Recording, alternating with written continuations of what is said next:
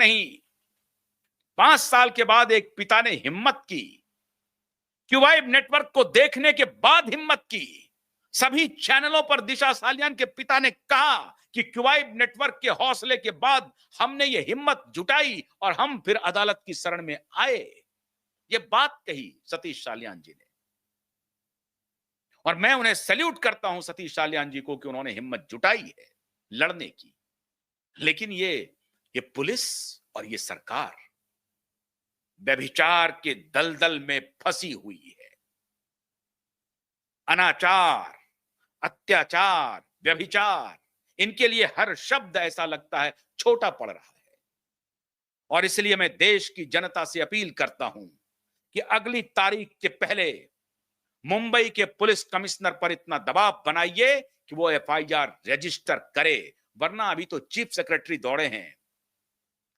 वक्त आएगा जब महाराष्ट्र के गृह मंत्री भी दौड़ के जाएंगे अदालत में, और इस पर हम अदालत को मजबूर करेंगे।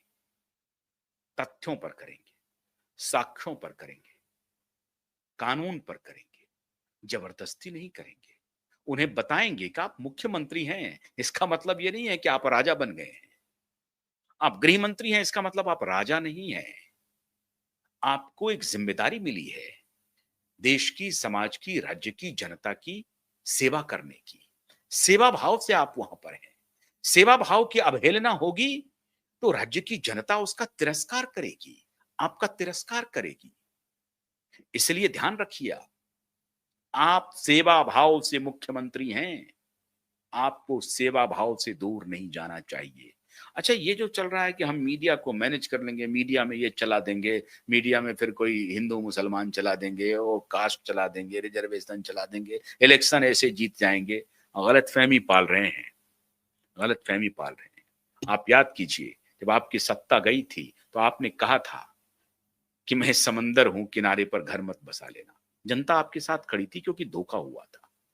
अब आप अगर जनता के साथ धोखा करेंगे, उनकी आकांक्षाओं पर नहीं उतरेंगे, उनकी अपेक्षाओं पर नहीं उतरेंगे, न्याय के लिए आप खड़े नहीं होंगे, एक ऐसे परिवार, क्या मिल रहा है मुझे, आप बताएं, क्यूवाइब को क्या मिल रहा है?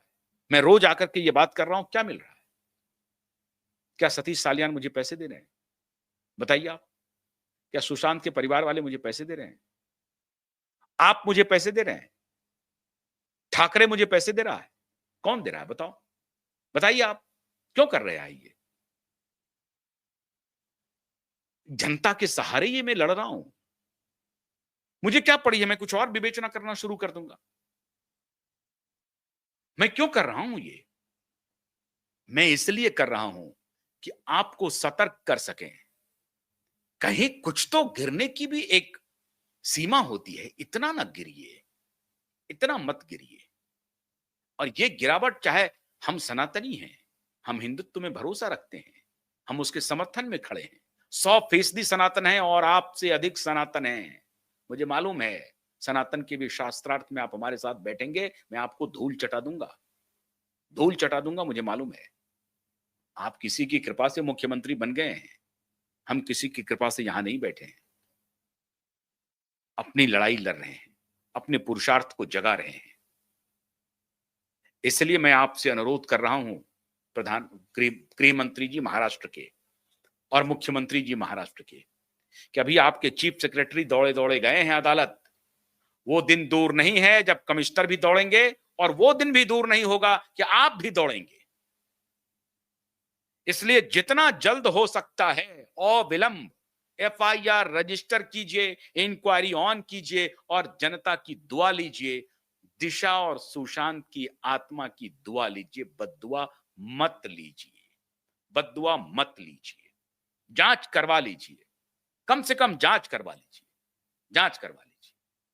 जांच में दूध का दूध, पानी का पानी हो जाएगा। जांच होने तो दीजिए।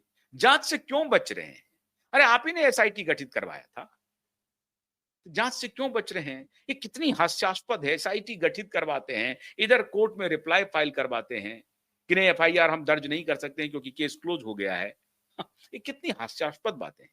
एसआईटी की जांच का कोई कंक्लूजन नहीं है आपके पास। ये कितना मखौल उड़ रहा है सरेआम।